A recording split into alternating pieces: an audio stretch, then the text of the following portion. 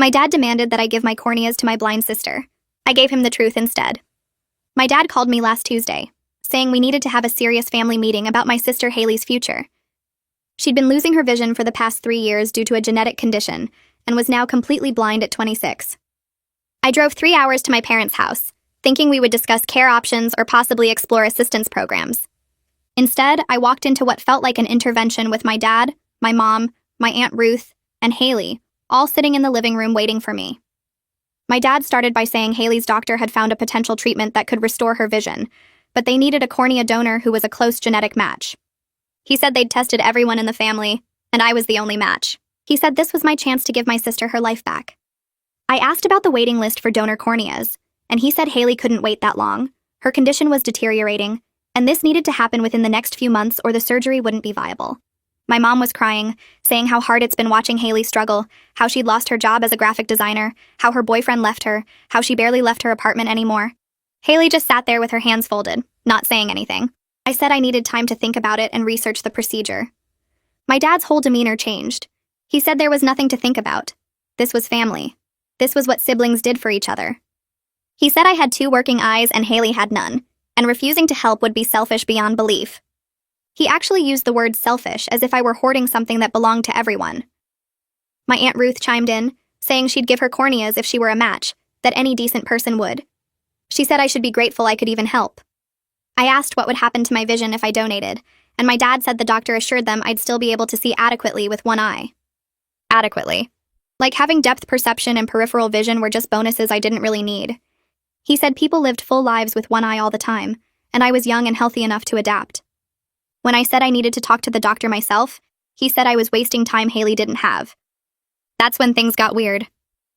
I asked Haley what she thought, and she finally spoke up, saying she didn't want to pressure me, but losing her sight had taken everything from her. She said she understood if I couldn't do it, but she'd never forgive herself for not asking. My dad immediately jumped in, saying it wasn't really asking when the answer should be obvious. He pulled out his phone and showed me pictures of Haley from before, painting and traveling and smiling. Then he showed me recent pictures of her with her white cane, looking miserable. He said this was my fault if I let it continue. My mom said they'd already talked to the surgeon and scheduled tentative dates for next month. They'd put down a deposit they couldn't get back. They'd told Haley's friends the good news that she'd be able to see again soon. They'd bought her new art supplies for when she recovered. Everything was planned except for me actually agreeing to it. I said I needed to leave and think, and my dad blocked the door. He said I wasn't leaving until I agreed to help my sister. He said if I walked out that door, I was walking out of the family forever. He said he'd disown any child who could watch their sibling suffer when they had the power to fix it. My mom begged me to just say yes, that they'd support me through the recovery, that they'd pay for everything, that I'd be a hero. I pushed past my dad and left. The next 3 days were hell. They called constantly. My dad left voicemails saying I was killing Haley slowly. My mom texted pictures of Haley struggling with daily tasks. My aunt posted vague things online about family disappointment and selfishness. Other relatives started calling, asking why I wouldn't help my poor sister. Then I did something my dad didn't expect. I called Haley's doctor myself. Turns out there was no revolutionary cornea surgery scheduled. Haley was on the normal transplant list like everyone else, and would likely get donor corneas within the year. The doctor had never discussed living donation with my family because that's not how cornea transplants work for conditions like Haley's. You can't just take corneas from a living person for an elective surgery. The only time they'd even consider it is for emergency trauma, and even then, it's extremely rare and requires extensive ethical review. The doctor was horrified when I explained what my family had told me. I sat in my car outside my parents' house for 20 minutes, gripping my phone with the doctor's number still on the screen. My hands were shaking, but my mind felt weirdly clear and cold, like I'd stepped outside my body and could finally see everything without the fog of guilt they'd been pumping into my head for years. The porch light was still on, and I could see shadows moving behind the living room curtains, where they were probably waiting for me to come back inside and apologize. My phone buzzed with another call from my dad, and I watched it ring until it went to voicemail. I started the car and pulled away from the curb, my heart pounding so hard I could feel it in my throat.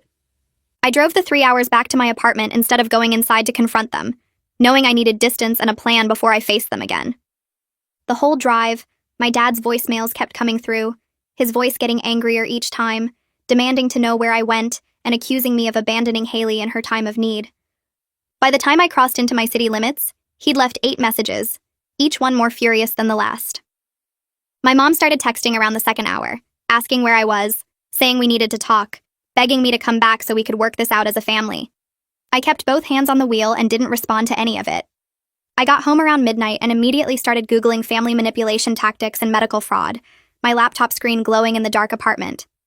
Everything I read described exactly what just happened: the manufactured emergency, the emotional hostage situation, the financial investment designed to increase pressure, and I felt sick realizing how calculated it all was.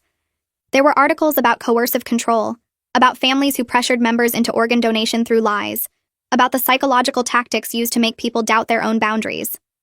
I read for 3 hours straight, taking notes, bookmarking pages, feeling my whole childhood recontextualize itself with every paragraph. The next morning, I called my friend Travis because he'd known my family for years, but wasn't close enough to be manipulated by them. I told him everything, and there was this long silence before he said my dad tried to get me to give up an eye based on complete lies, and hearing someone else say it out loud made it real in a way it wasn't before. He asked if I was okay, and I started crying for the first time since I'd left my parents' house. Travis came over that afternoon with coffee and his laptop, and we spent hours documenting everything: the timeline of events, the specific medical lies they told, what the doctor actually said, the financial pressure tactics. He pulled up templates for documenting abuse and helped me fill them out with dates and direct quotes I could remember. He suggested I might need legal advice because what they did could actually be criminal fraud or coercion. My phone had 37 missed calls and dozens of texts from various family members by evening. My mom's texts alternated between begging me to come back and accusing me of being cruel to Haley, while my dad's messages were just pure rage about disrespect and betrayal. Aunt Ruth sent a long message about how disappointed my dead grandmother would be in me, how family was supposed to stick together, how I was breaking everyone's hearts by being stubborn.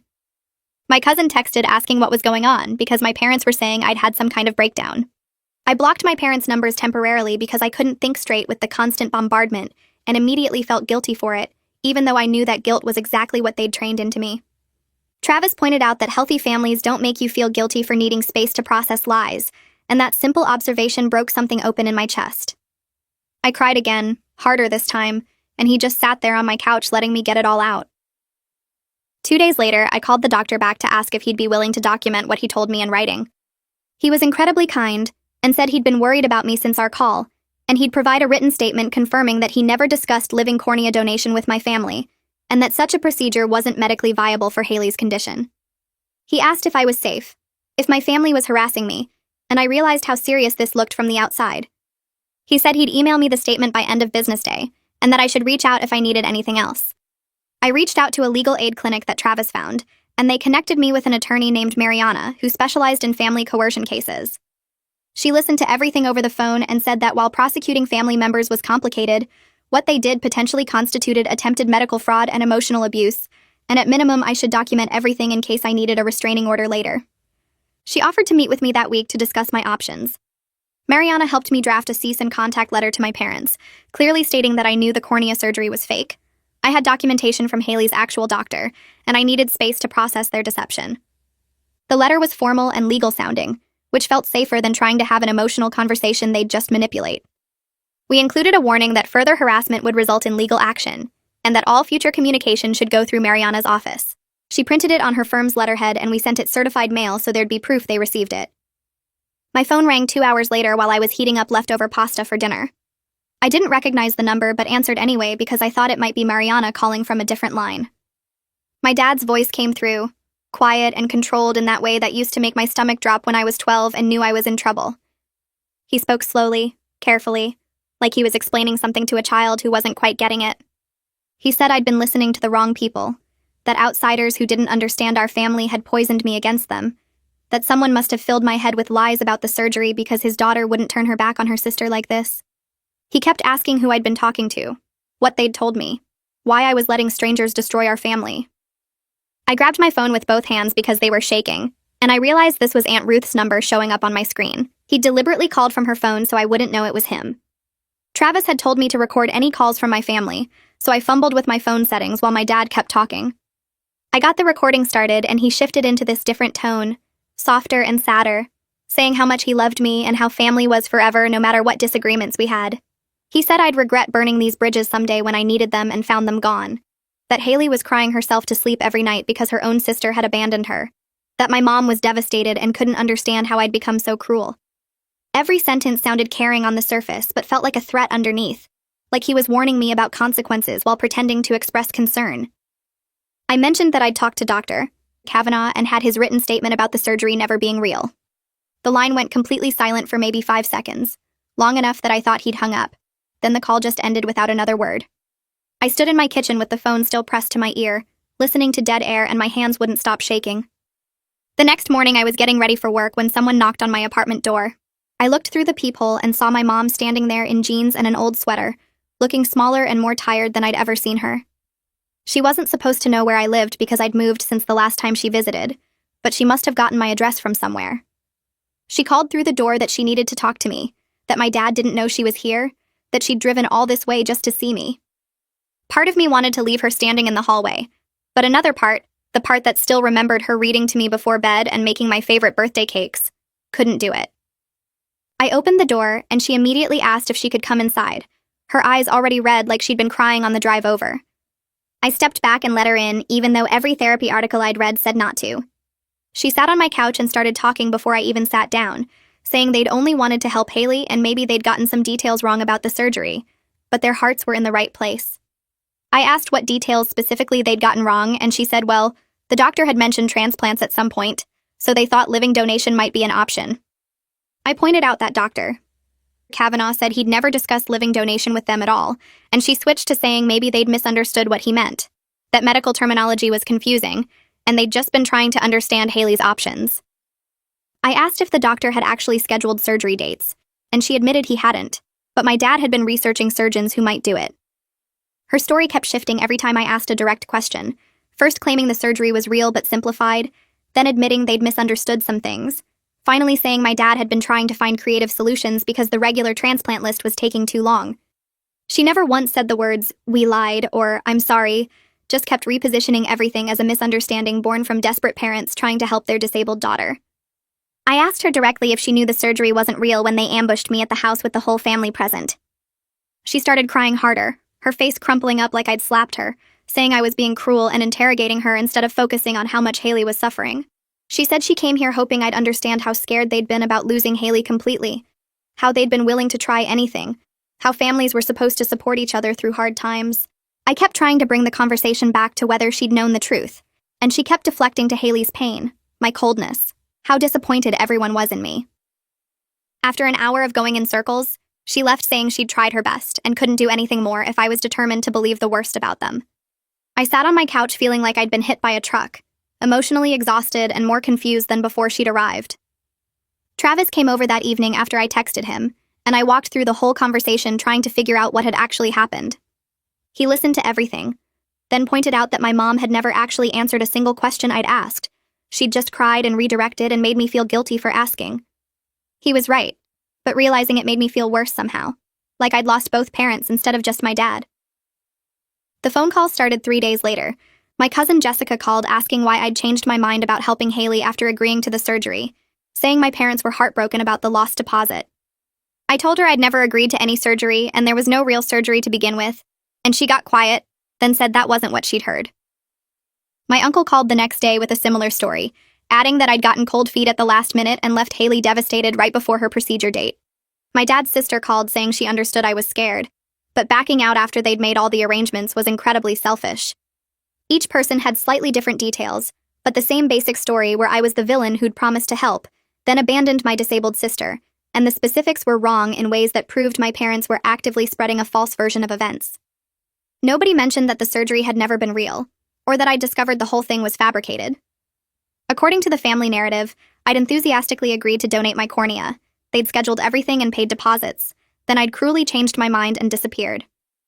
I called Mariana, and we drafted emails to the relatives who seemed most reasonable, including Dr.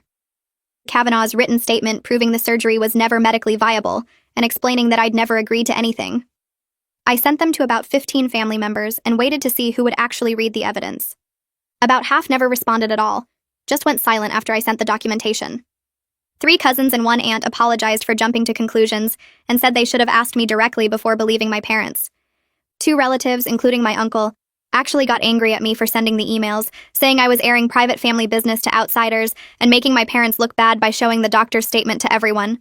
My uncle said that even if the surgery details were exaggerated, my parents had been trying to help Haley, and I was being vindictive by publicly humiliating them. It was like the truth didn't even matter to some people as long as it disrupted the family's preferred narrative. Work became harder to focus on because my brain kept replaying conversations and analyzing what people had said. I'd be in the middle of reviewing a report and suddenly remember my mom's face when she deflected my questions, or I'd be in a meeting and realize I hadn't heard anything for the past 5 minutes. Aiden stopped by my desk one afternoon and asked if I wanted to grab coffee, and something about the way he asked made it clear he'd noticed I wasn't okay. We went to the coffee shop across the street and he asked directly if something was going on.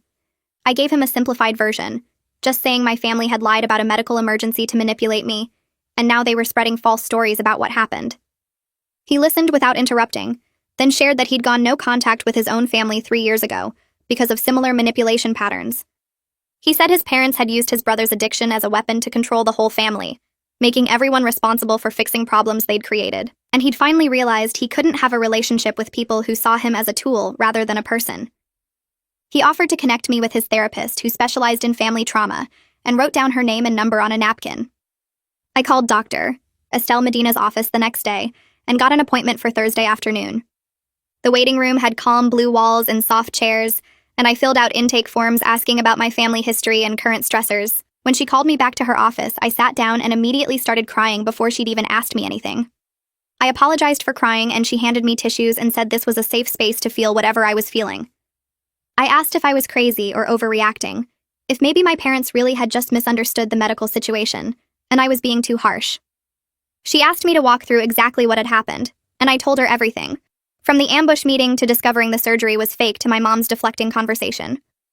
She listened carefully, and then introduced me to terms I'd never heard before: gaslighting and enmeshment and narcissistic family systems. She explained that gaslighting was making someone question their own reality, which was exactly what my parents were doing by claiming they'd just misunderstood medical information when they'd actually fabricated an entire surgery.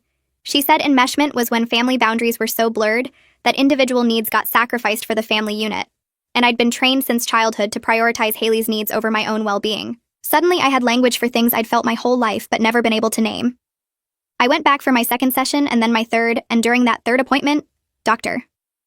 Medina asked me to describe other times my family had used similar pressure tactics. I started talking about the scholarship incident, how I'd gotten a full ride to a university 4 hours away, but my parents said I needed to stay local to help with Haley, who was starting to lose her vision. They'd made it sound like a reasonable request, like any good sister would want to be nearby during such a difficult time, and I'd turned down the scholarship without really questioning it. Then I remembered how my college fund had been redirected to Haley's medical expenses without anyone discussing it with me first, just my dad sitting me down junior year and explaining that Haley needed the money more, and I'd understand when I was older. I'd wanted to study abroad in Spain my sophomore year, and my mom had cried saying it was selfish to leave the family when Haley was struggling, that I should be grateful I could see the world while my sister was going blind. I'd normalized all of it as reasonable family sacrifice, the kind of thing siblings did for each other, but sitting in Dr. Medina's office listing them out loud made me realize it was a pattern going back years. Every time I'd wanted something for myself, there'd been a reason why Haley needed it more, why I was being selfish for even asking, why a good daughter and sister would choose differently. I spent another week keeping my parents blocked, letting the silence grow between us until it felt less like avoidance and more like actual space to breathe. Then one night I sat on my couch with my phone in my hands and unblocked both their numbers. My heart hammered against my ribs as I typed out the message, deleting and rewriting it 3 times before I got it right. The final version was short and clear, no room for them to twist my words or claim they misunderstood. I wrote that I knew the surgery was fake, that I had medical papers from Dr. Kavanaugh proving it, that I needed 6 months of no contact to process what they'd done, and that any more harassment would mean I'd get a restraining order. My fingers shook when I hit send, and I immediately turned my phone face down on the coffee table like I could hide from whatever came next. My dad's response arrived in under 3 minutes. The notification lit up my screen and I grabbed the phone before I could stop myself. His text was a full paragraph, no punctuation, just a stream of words calling me dead to him, saying I'd chosen strangers over family, that I was spitting on everything he'd sacrificed to raise me. He said I was a liar and a traitor, and he hoped I'd live with the guilt of abandoning Haley when I could have saved her. The words blurred together as I read them twice, then a third time, waiting to feel the crushing guilt he clearly expected. Instead, I just felt tired and sad, like watching someone destroy their own life, and knowing there was nothing I could do to stop them. My mom's texts started coming in right after, A flood of crying emojis and short messages asking how I could do this, how I could be so cruel, how I could throw away my family over a misunderstanding. She sent a picture of Haley looking lost and alone, then another message saying I was breaking her heart. I turned my phone off completely and went to bed, and for the first time in weeks, I slept through the entire night. 2 days later, Haley texted me from her own number, and I stared at her name on my screen for a full minute before opening the message. Her text was different from our parents', softer and more careful, starting with her saying she knew things had gotten complicated. She wrote that our parents had maybe exaggerated some details about the surgery, that everyone was desperate and scared, that she was really struggling with being blind and thought I'd want to help her. She said she understood I was angry, but hoped we could work through this as sisters. The whole message felt rehearsed, like she'd practiced it, or maybe even had someone else read it first. I could hear my mom's voice in certain phrases, the way Haley framed everything as a misunderstanding instead of a lie, the way she made it about her suffering instead of their deception. I realized she'd been coached on exactly what to say, probably sitting at the kitchen table with our parents going over every word to make sure it would push the right buttons. I let her message sit for a day while I talked to Dr. Medina about how to respond. She helped me see that I needed to ask Haley direct questions instead of letting her control the narrative with vague apologies that weren't really apologies. So I typed back a single question, no extra words to soften it or give her room to dodge. I asked if she knew the cornea surgery wasn't real when we had that family meeting at our parents' house. I hit send and watched the message change to delivered, then read, and then I waited. Hours passed with no response, then a full day, then 2 days of complete silence that felt louder than any answer she could have given. When her reply finally came through, it was long, several paragraphs of explanation that somehow never actually answered what I'd asked. Haley wrote about how her blindness made her dependent on our parents to explain medical information, how she trusted what they told her about treatment options, how she was a victim of the situation too. She described how scared she was all the time, how she couldn't work or drive or do any of the things that used to make her feel like herself. She said she'd been desperate enough to believe anything that offered hope. And if our parents had bent the truth, it was because they loved her and wanted to fix things.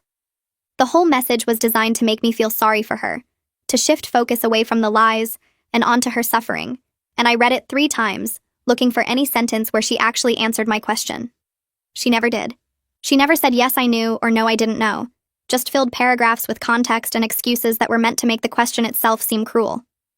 I showed the text to Travis the next time he came over, and he pointed out what I'd already started to see, that Haley's non-answers were their own kind of answer. Travis pulled out his laptop and suggested we research Haley's actual condition, find out what her real prognosis was instead of trusting anything our parents had said. We spent an evening going through medical websites and patient forums, learning about the genetic disorder that had stolen her vision. Travis found support groups for people with the same condition, and I created an anonymous account, my username just a string of random letters so no one could trace it back to me. I posted a simple question asking if anyone had heard of living cornea donation as a treatment option, keeping my language vague enough that I wasn't sharing family details. The responses started coming in within hours. Multiple people confirmed it wasn't a real treatment, with several members sharing stories about desperate family members who'd fallen for scam clinics or misunderstood what legitimate transplant waiting lists actually meant. One person wrote about their aunt who'd spent thousands on a fake treatment center that promised miracle cures, and another described how their father had pressured them about living donation before their doctor explained it wasn't medically possible. Reading their experiences made my chest tight. This mix of validation that I wasn't crazy and grief that my family had put me through something other families had survived too. I brought all the research to my next session with Dr. Medina, spreading printouts across her coffee table like evidence in a trial. She read through the forum posts and medical articles, then looked at me with this expression that was both sad and proud. She helped me process that Haley was caught in the middle, both a victim of our parents' manipulation and someone who'd chosen to participate in it. Dr. Medina said I could have compassion for how hard Haley's life had become while still maintaining boundaries about the lies, that those two things didn't cancel each other out. She pointed out that Haley's non-answers and deflections were manipulation tactics too, learned behavior from growing up in the same house I did, watching our parents twist reality until everyone was too confused to hold them accountable. The session left me feeling clearer, but also lonelier, accepting that even my relationship with Haley might be too damaged to save. That weekend I forced myself to try something new, something that felt vulnerable and scary in ways that had nothing to do with my parents. I joined a support group for adults dealing with family estrangement that met in a church basement across town. Walking into that room full of strangers felt like admitting my family was really broken, not just going through a rough patch we'd eventually fix. Everyone sat in a circle of mismatched chairs, and we went around introducing ourselves, first names only, sharing brief versions of why we were there. When my turn came, I said my name and that I'd recently cut contact with my parents after discovering they'd lied about a medical emergency to manipulate me. My voice shook on the last words, and I had to stop talking before I started crying in front of people I'd just met. The woman next to me reached over and squeezed my hand, and when it was her turn, she shared how her family had tried to pressure her into donating a kidney based on exaggerated medical urgency. She described the guilt trips and the accusations of selfishness, the way they'd made her feel like a monster for questioning whether her brother really needed emergency transplant surgery. She'd eventually discovered through her brother's actual doctor that he was on a standard waiting list and not in immediate danger, that her parents had manufactured the crisis to make her agree faster. The parallels to my own story were so exact that tears started running down my face before I could stop them, and I cried through the rest of her story and through the next 3 people sharing. By the end of the meeting, I felt wrung out but less alone, surrounded by people who understood that sometimes the family you're born into is the family you need to walk away from. A few days later, a certified letter arrived at my apartment, my parents' names in the return address corner making my stomach drop. I signed for it with shaking hands and carried it inside, staring at the official-looking envelope for 20 minutes before I could make myself open it. Inside was a letter from a lawyer threatening to sue me for emotional distress and defamation because I'd shared Dr. Kavanaugh's statement with relatives. The legal language was dense and intimidating, full of phrases about damages and liability that made it sound like I'd committed some serious crime. I immediately called Mariana and read her the whole thing over the phone, my voice getting higher and more panicked with every paragraph. She listened quietly, and then said exactly what I needed to hear. That this was a classic intimidation tactic with no legal merit. That truth was a complete defense against defamation, and I had documentation proving everything I'd said was accurate.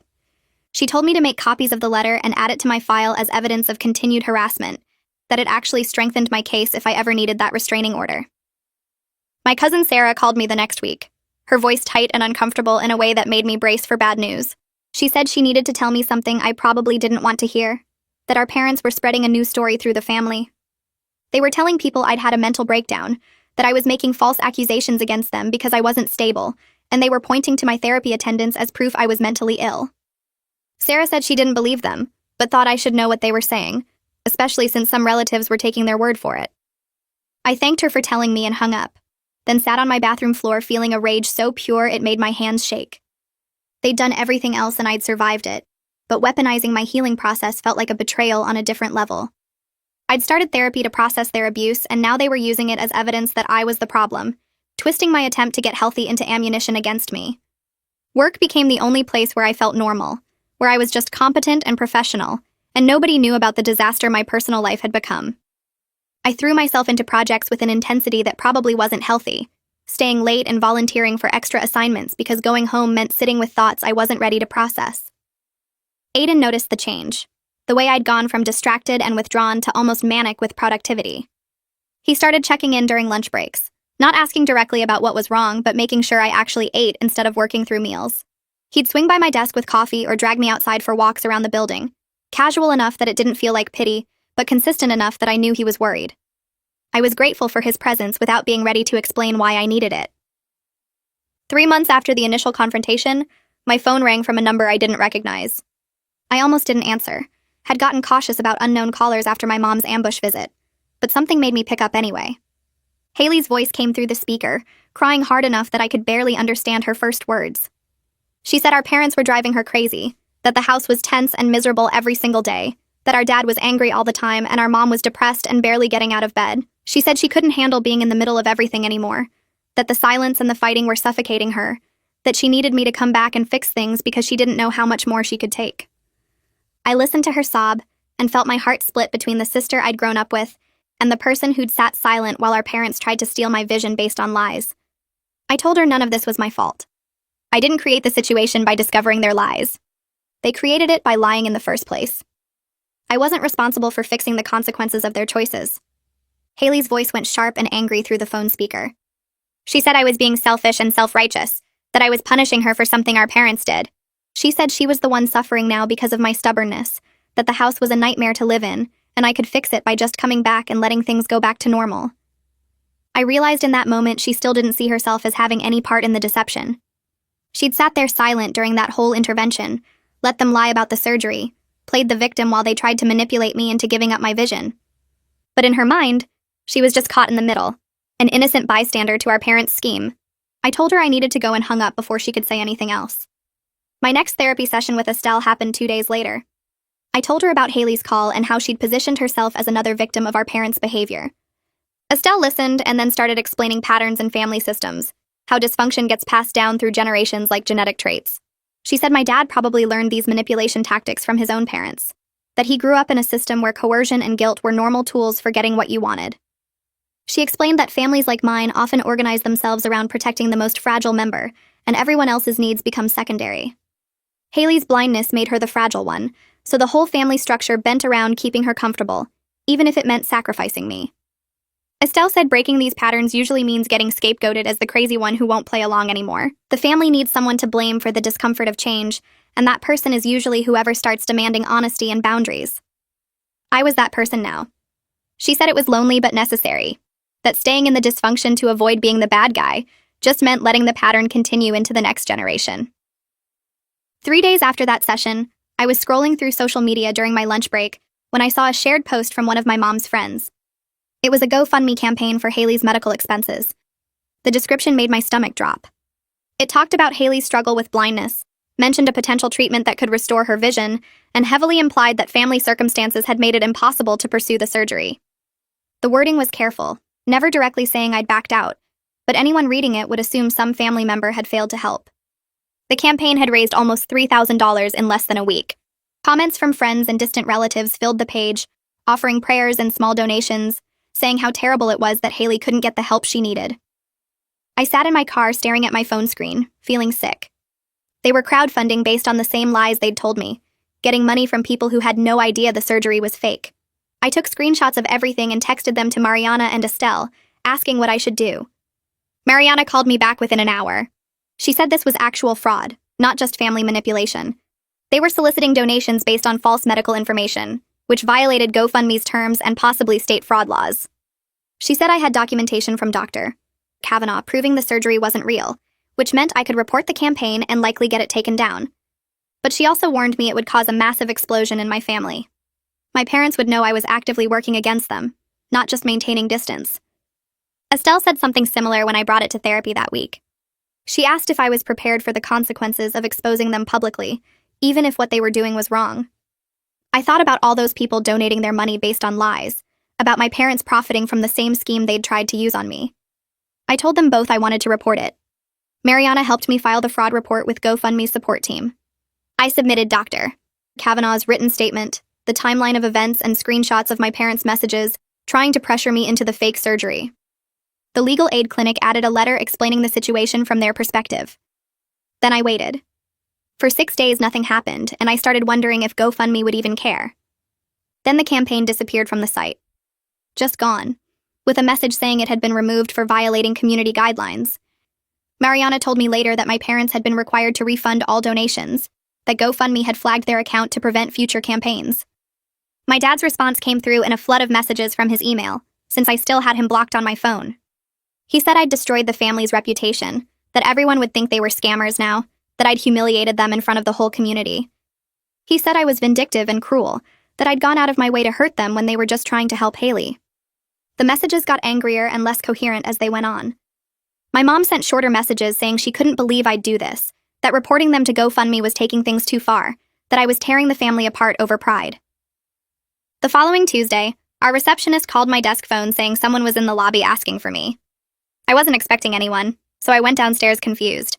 My mom stood near the entrance looking smaller than I remembered, her face tired and sad. She didn't try to approach me when I came through the security door. She just walked over, handed me a thick envelope, and left without saying a word. I stood there holding it, watching her walk to her car in the parking lot. The envelope had my name written on the front in her looping handwriting. I took it back upstairs and put it in my bag without opening it. I couldn't deal with whatever was inside during my workday. That night, I sat on my couch and pulled out the envelope. 6 pages of notebook paper covered front and back with my mom's handwriting. It was the closest thing to honesty I'd gotten from either parent. She admitted my dad had gone too far with the surgery plan, said he was desperate to help Haley, and convinced himself the ends justified the means. She wrote that she went along with it because keeping peace with him is how she survives their marriage, that disagreeing with him openly makes life unbearable. She said she knew I was angry, but begged me to understand they did everything out of love for Haley. The letter talked about how hard it's been watching Haley struggle, how helpless they felt, how the fake surgery seemed like a way to motivate me to help without understanding how wrong it was. She ended by saying she missed me and hoped I'd come back to the family someday, that she understood if I needed time but wanted me to know she loved me. I read it twice, then put it back in the envelope and cried for 20 minutes. Not because it changed anything, but because it was so close to what I needed and still so far away. I brought the letter to my next therapy session. Estelle read it carefully, then looked at me and said it was more honest than previous communication, but still basically an excuse rather than an apology. My mom explained their behavior but never took actual responsibility or acknowledged the harm they'd caused me. She said she went along with my dad's plan because it was easier than standing up to him, which meant she chose her own comfort over my well-being. The letter asked me to understand their motivation, but didn't offer to change anything or make amends. Estelle helped me see that understanding why someone hurt you doesn't mean you have to accept a continued relationship with them. You can have compassion for their circumstances while still protecting yourself from their behavior. My mom was trapped in her own dysfunction, but that didn't obligate me to stay trapped with her. 4 months after the initial confrontation at my parents' house, I noticed I was sleeping through the night again. I could focus at work without my mind constantly spinning through family drama. I made plans with friends on weekends instead of staying home feeling depressed. I stopped checking my phone every few minutes expecting angry messages. The grief still came in waves, hitting me at random moments when I'd remember something from childhood or see a family doing normal things together. But it wasn't drowning me constantly anymore. I was starting to imagine a future where I was okay without them, where their absence was just part of my life instead of an open wound. I went to work, came home, saw friends, went to therapy, lived my normal life. Some days I barely thought about them at all. Haley's text came on a Wednesday afternoon. She said she was getting corneas from the transplant list within the next 2 months, that her surgery was scheduled for early next month, and she wanted me to know even though I didn't care about her anymore. The message was clearly designed to make me feel guilty. The final phrase an accusation wrapped in information. I sat with my phone for a few minutes, then typed back that I was genuinely happy her surgery was scheduled and wished her a smooth procedure and full recovery. I meant it. Whatever had happened between us, I didn't want her to stay blind. She read the message immediately but didn't respond. I put my phone away and went back to work. That Saturday, I met Travis for coffee at the place near his apartment. We'd been doing this every few weeks since everything happened, him checking in and me updating him on the latest family drama. But this time felt different. I told him I thought I was ready to move forward with my life instead of just processing the past. He asked what that looked like, stirring sugar into his coffee. I realized as I answered that I wanted to help other people dealing with family manipulation, maybe volunteer with the legal aid clinic where Mariana worked, or facilitate support groups for people going through similar situations. I wanted to take everything I'd learned and use it, so other people didn't feel as alone as I had. Travis smiled and said that sounded exactly right, that turning pain into purpose was how people survived things like this. We spent the rest of the afternoon talking about practical steps, him helping me research volunteer opportunities and draft an email to Mariana about getting involved with the clinic. Mariana sent me information about a family rights organization the following week, along with a note saying they needed volunteers for their helpline. The training was 4 sessions, 2 hours each, covering how to recognize coercion tactics, what resources existed for people in crisis, and how to provide support without overstepping boundaries. I sat in a conference room with 8 other volunteers, listening to case studies that sounded like my own life. The facilitator talked about families who used medical emergencies to manipulate members, about financial pressure tactics, about the weaponization of guilt and obligation. I took pages of notes, underlining phrases that described exactly what my parents had done to me. During the 3rd session, we practiced taking calls with role-play scenarios. I played the caller first, describing a situation where my brother needed a kidney, and my parents were threatening to disown me if I didn't donate. The volunteer playing the helpline counselor validated my feelings and asked about my own health concerns, and I started crying without meaning to, because nobody in my actual family had asked about my well-being during the whole cornea situation. The facilitator paused the exercise and checked if I was okay, and I explained that this was exactly what had happened to me, just with corneas instead of a kidney. She nodded and said that's why peer support was so powerful, because we understood from the inside what manipulation felt like. My first real shift on the helpline came 2 weeks after training ended. I logged into the system from my apartment, headset on, feeling weirdly nervous about talking to strangers about their family problems. The first call was someone asking about resources for elderly care, which I handled easily by reading from the resource list. The second call was a young woman named Jessica, whose voice shook as she explained that her family wanted her to drop out of college to take care of her sick grandmother full-time. Her parents said she was being selfish by prioritizing her education over family needs, that her grandmother had sacrificed everything for them and deserved better than being abandoned to paid caregivers. Jessica kept saying maybe they were right. Maybe she was being selfish, and I recognized every single manipulation tactic from my own experience. I told her that caring about her education didn't make her selfish, that she could love her grandmother and still have boundaries about her own life. I explained that guilt was a tool manipulative families use to control people, and that real love didn't require her to destroy her future to prove her loyalty. I gave her information about family medical leave programs, about support groups for caregivers, about how to set boundaries without cutting off contact completely. She cried and thanked me, saying nobody had told her it was okay to want her own life, and after we hung up, I sat in my apartment crying too, because I wished someone had said those exact words to me a year ago. I drove to my therapy appointment with Dr. Medina the next afternoon, still thinking about Jessica and how trapped she'd sounded. Estelle asked how the helpline work was going, and I told her about the call, about recognizing myself in this stranger's situation. She said that was both the hardest and most healing part of peer support, seeing your own pain reflected in someone else's story. We started talking about what healthy relationships actually looked like, and I realized I had no framework for that, because my family had been broken for so long. Estelle pulled out a worksheet about relationship patterns, and we went through it together. Healthy love meant respecting boundaries, not punishing people for having them. It meant accepting no without retaliation. It meant supporting someone's growth even when it was inconvenient for you. Every item on the list was the opposite of how my parents operated, and I felt this weird mix of grief and relief seeing it written out so clearly. She asked me to start noticing green flags in my other relationships, the ways friends and coworkers showed actual care without strings attached. I downloaded a dating app that weekend, partly because I was lonely, and partly because I wanted to practice interacting with people who didn't know anything about my family mess. My profile was carefully vague, mentioning my job and hobbies, but nothing about the last year of my life. I went on 3 dates in 2 weeks, all awkward in different ways, but also kind of fun because I got to be just a normal person making small talk over coffee. The third guy, Mark, was easy to talk to, worked in software development, liked hiking. On our second date at a Thai restaurant, he asked about my family in that casual way people do, and I felt my stomach tighten. I gave him the line I'd been practicing with Estelle about how we weren't close and I didn't see them much. He just nodded and said that was fair, some families were complicated, and then he changed the subject to ask about my favorite hiking trails. The fact that he didn't push for details or try to fix it felt completely revolutionary, like maybe I could date someone without my family drama becoming the center of everything. 5 months had passed since the confrontation at my parents' house when my phone buzzed with a message from my cousin Sarah. We'd been close as kids, drifting apart as adults got busy with their own lives, but I'd always liked her. Her message said she'd been thinking about our last conversation, the one where I'd tried to explain why I couldn't donate my corneas, and she'd seemed skeptical. He said my parents' version of events had never quite made sense to her, and the more she thought about it, the more questions she had. She apologized for not reaching out sooner and asked if we could get coffee and talk. I stared at the message for a long time, surprised by how much her belief mattered to me. I'd gotten used to being the family villain, had accepted that most relatives would side with my parents, but having someone actually question their narrative felt like a gift I hadn't expected. I texted back suggesting a coffee shop halfway between our apartments, and we set a date for that Saturday. Sarah was already there when I arrived, sitting at a corner table with 2 lattes waiting. She hugged me hard and immediately started apologizing for not questioning things sooner, for accepting my parents' story without pushing for my side. I sat down and told her everything, pulling up Dr. Kavanaugh's statement on my phone, showing her the timeline of events.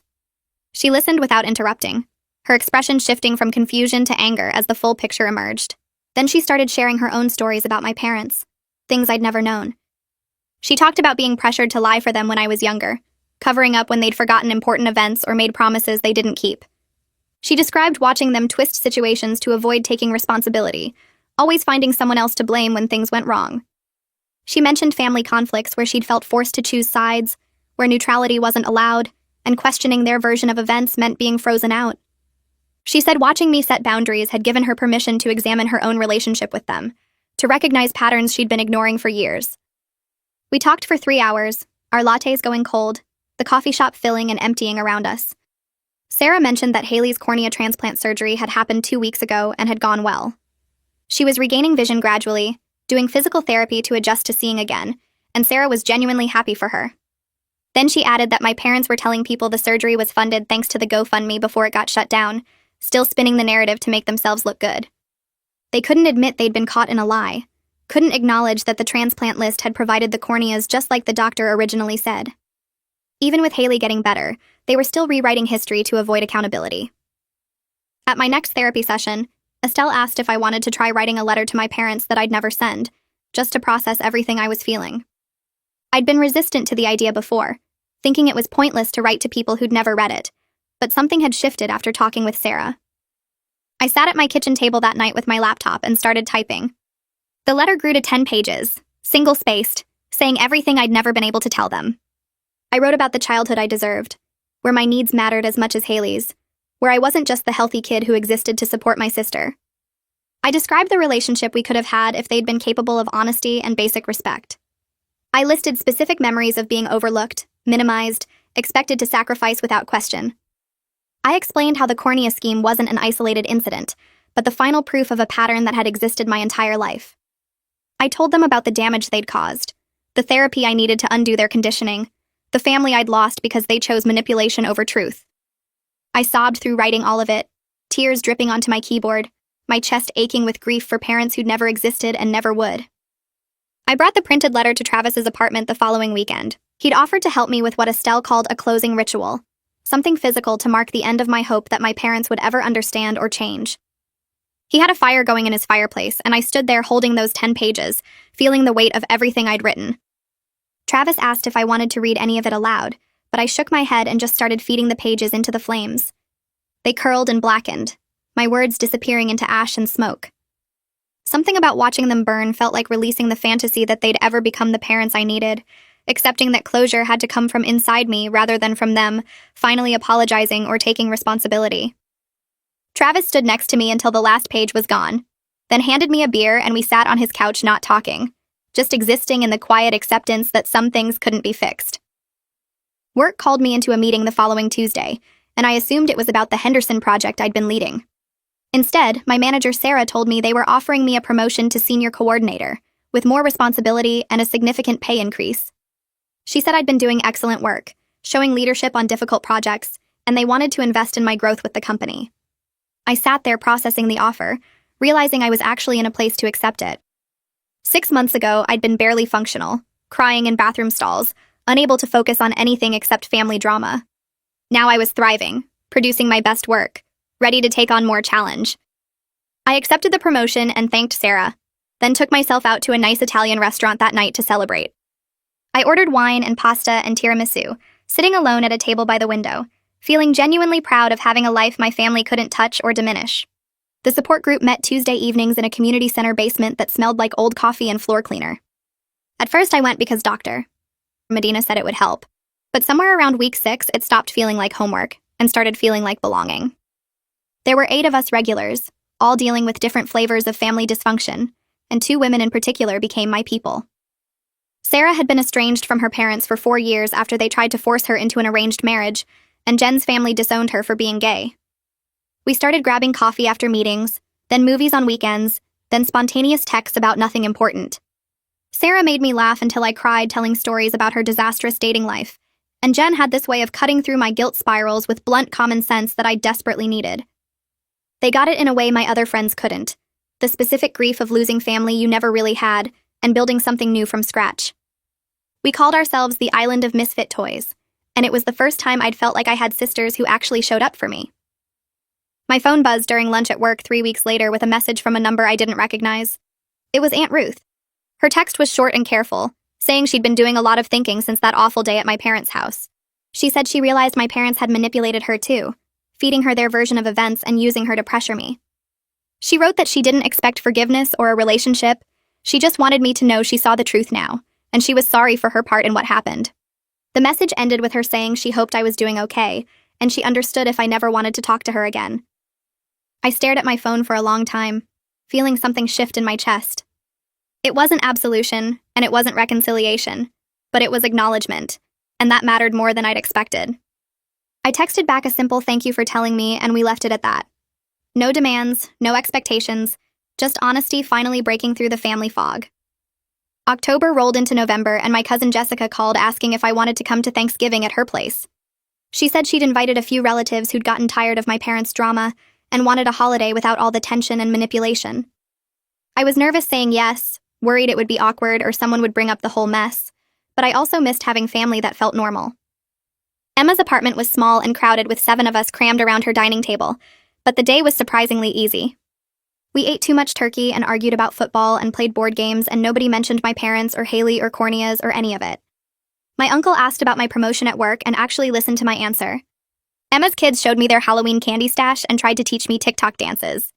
When I left that evening, hugging everyone goodbye and promising to come to Emma's Christmas party, I felt something I hadn't felt in months.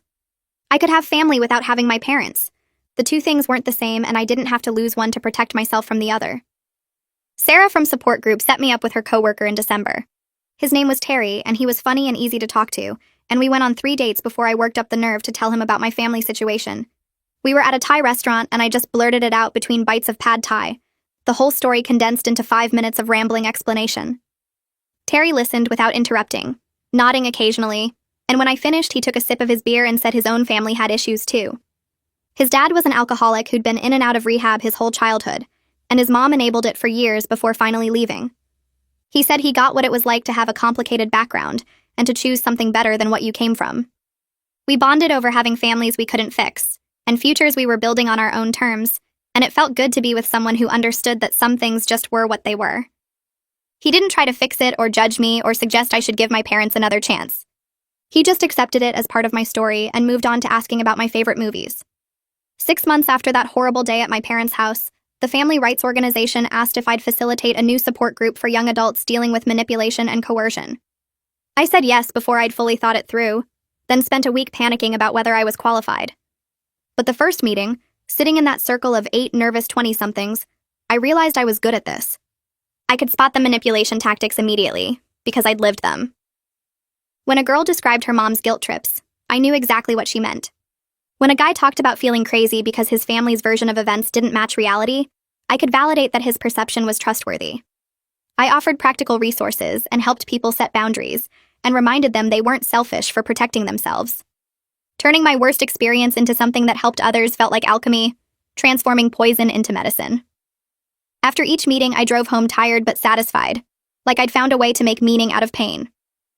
My phone lit up in late December with a text from Haley. It was a photo of her smiling at the camera, her eyes clear and focused, and the message just said, "I can see again." My heart did something complicated, happy and sad and relieved all at once. I responded with congratulations and told her I was genuinely glad the surgery worked. She sent back a thank you and asked how I was doing, and we had this brief, careful exchange that felt cordial but distant. She didn't apologize for the lies or acknowledge what happened, and I didn't push for it.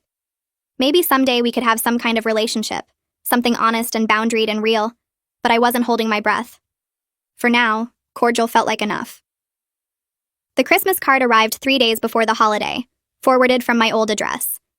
It had a generic winter scene on the front, and inside my parents had written, "Thinking of you during this special season," with both their signatures.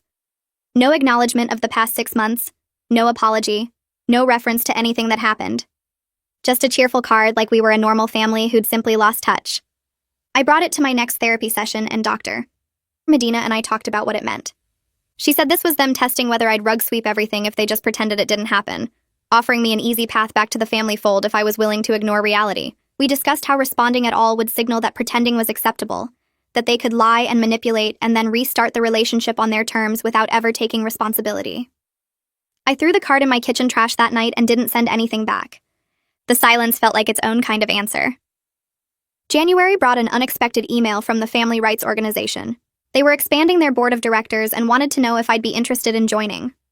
The position would involve strategic planning, fundraising, and helping shape programs for people experiencing family trauma and coercion. Accepting felt like claiming a new identity, not just as someone who'd survived family manipulation, but as someone actively working to help others do the same. My story had purpose now beyond just being something awful that happened to me. It was a resource, a roadmap, proof that you could trust yourself and set boundaries and build a life that felt good. I filled out the application that night and got the acceptance call 2 weeks later. At the first board meeting, introducing myself to the other directors, I felt like I'd found my people in a completely different way than the support group. These were people who'd turned their pain into action, who'd decided their experiences should mean something. Travis came over for dinner in February and told me he was proud of how far I'd come. We were eating takeout pizza on my couch, and he just said it out of nowhere. looking at me with this expression that was fond and a little amazed. I realized sitting there that I was proud of myself too. I'd trusted my own perception when my entire family told me I was wrong. I'd maintained boundaries despite constant pressure and guilt and threats. I'd built a support system from scratch, found a therapist, joined groups, made friends who actually showed up for me. I was genuinely happy in my daily life, doing work I cared about and dating someone kind and facilitating groups, and having Thanksgiving with cousins who respected me. The family I was born into didn't define me anymore. They were just people I used to know who'd made choices I couldn't accept, and I'd made the choice to build something better without them. Terry and I had been dating for 4 months when he asked about meeting my family. We were at his apartment watching a movie and he said it casually, like it was the natural next step. I paused the movie and turned to face him, my heart beating faster, and told him the truth. I was estranged from my parents and it was permanent, not a phase or a fight we'd eventually get over, but a decision I'd made to protect myself from people who couldn't be honest or respectful. I waited for him to get weird about it, to suggest I was overreacting or that family was family, and I should try harder. Instead, he asked what I needed from him regarding that. Did I want him to avoid the topic completely? Or was I okay discussing it sometimes? Or did I need him to run interference if they ever showed up? I sat there feeling something warm spread through my chest because this was what healthy looked like. Someone who respected my boundaries without trying to fix or judge the situation, who asked what I needed instead of telling me what I should do. I leaned over and kissed him, then explained that I might need support sometimes, but mostly I just needed him to accept it as part of my reality. He said that was easy, he could do that, and we went back to watching the movie with my head on his shoulder and my hand in his. I started apartment hunting in March, scrolling through listings during my lunch breaks, and imagining spaces that felt like mine instead of just places I lived. The lease on my current place was up in 2 months, and I wanted something bigger, somewhere I could have people over without feeling cramped, somewhere I could paint the walls if I wanted to without asking permission. I found a 1-bedroom with hardwood floors and big windows in a neighborhood I'd always liked, 20 minutes from work and close to the coffee shop where my support group met. The rent was higher than what I'd been paying, but my promotion covered it, and signing the lease felt like claiming something. I didn't tell my parents my new address when I filled out the change of address forms at the post office. The physical distance matched the emotional distance. 3 hours of highway plus an unlisted apartment number they'd never have. Moving day was hot and chaotic. Travis and Terry and my support group friends showing up with their cars to help load boxes. We made a pizza party out of unpacking, sitting on my new couch eating delivery while my friend Jenna hung curtains and Terry assembled my bookshelf. The apartment filled with laughter and stupid jokes and people who actually showed up when they said they would. And I realized this was what home felt like. Not the house I grew up in, but this space I'd chosen, full of people who respected and valued me without conditions. 1 year after the confrontation, I pitched an essay to an online magazine that specialized in personal narratives about family dynamics. I used a pen name, Cassandra Mills, to protect my privacy, but I wrote about everything: the fake surgery scheme, the manipulation tactics, the process of breaking free. The editor accepted it within a week, and seeing my words published made the whole nightmare feel like it had purpose beyond just being something awful that happened to me. The piece went live on a Tuesday morning, and by that evening the comments section had filled with hundreds of responses. People shared their own stories of family coercion, medical manipulation, being pressured to sacrifice their bodies or futures for relatives who refused to consider alternatives. Someone's mother had tried to force them to donate a kidney using similar tactics. Another person's family had lied about a sibling's cancer diagnosis to guilt them into giving money. I read through the comments with tears streaming down my face, amazed and horrified by how many families operated exactly like mine did. How many people had been gaslit and manipulated and made to feel selfish for having boundaries about their own bodies. My cousin called me in April with news that surprised me. Haley had started seeing a therapist, someone who specialized in disability adjustment and family systems, and apparently she'd begun examining her own role in what happened. My cousin said Haley had mentioned me in one of their recent conversations, acknowledging that the surgery scheme had been wrong, and that she should have questioned it more instead of going along with our parents' plan. I felt something cautious and complicated hearing this. Not quite hope, but maybe the distant possibility of it. I wasn't ready to reach out yet. Wasn't sure I'd ever be ready. But knowing Haley was working on herself made future reconciliation feel possible without being required. Maybe someday we'd talk about what happened. Maybe we'd find some version of a relationship that didn't involve manipulation or guilt. But I didn't need that to be okay. Didn't need her understanding to validate my choices. I sat in my apartment on a Friday night in May, surrounded by the people who'd become my chosen family. Terry was in the kitchen making his famous pasta sauce. Travis was arguing with Jenna about some movie, and 2 friends from my support group were setting the table for dinner. We were celebrating my promotion to senior coordinator and my 1-year anniversary of setting boundaries, a double celebration that felt significant. I looked around at these people who showed up for me, who respected my decisions, who never made me prove my worth through sacrifice, and realized I was genuinely happy. My parents still hadn't apologized or taken accountability, probably never would. Some relatives still thought I was the villain who abandoned my disabled sister, and I'd accepted that their opinion didn't define my reality.